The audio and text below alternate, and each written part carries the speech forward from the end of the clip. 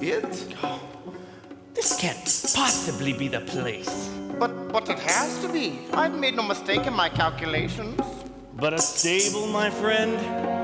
Surely this is no fit place for a king. But look, the star. It no longer moves. This has to be the place. Then this has to be the child. Who are you and where do you come from? We're merely humble philosophers and physicians who were fortunate to have seen this glorious event predicted in the heavens. We've studied the stars, read the ancient scriptures, and of course we've traveled for weeks. Over rivers and mountains, across a blistering desert, following the star that stands over this very doorway. It has become our sole purpose to see him, this child of yours, if only for a few moments. We believe his birth will change the course of history.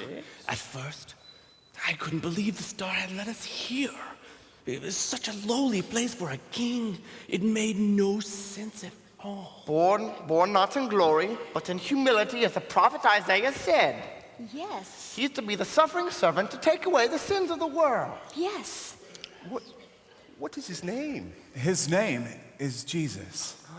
Which means the Lord saves. We have come to worship this new king.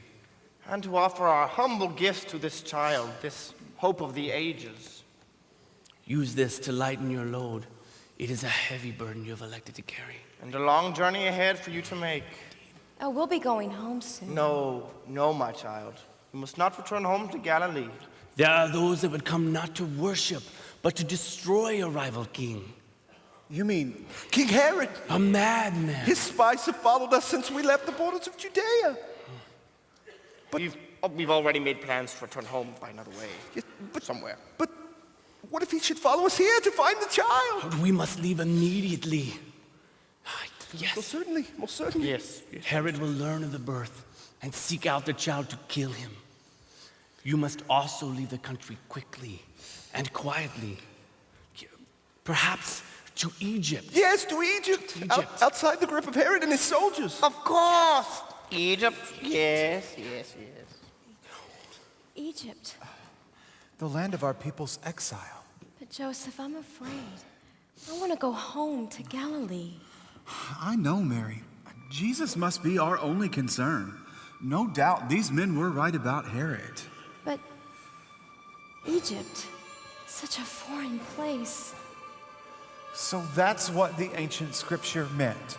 Out of Egypt I call my son. Mary, we must go to Egypt. It's what God would have us do. But how? If God ordains it, he will make...